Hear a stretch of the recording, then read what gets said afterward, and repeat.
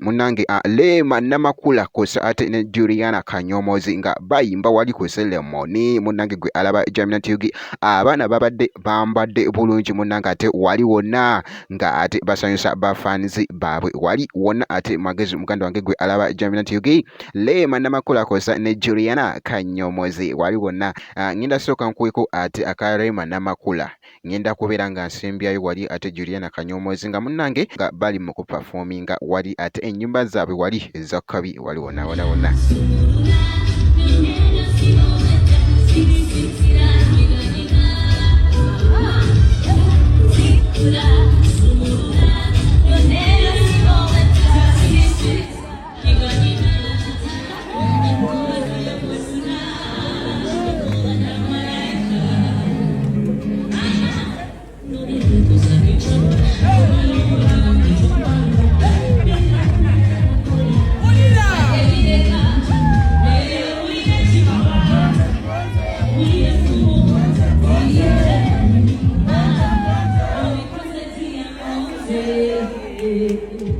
Juliana Kanyomozi munange naye yesanyusiza nnyo ate wali ate bafanzi be wali wonna magezi muganda wange gwe alaba Jamina TV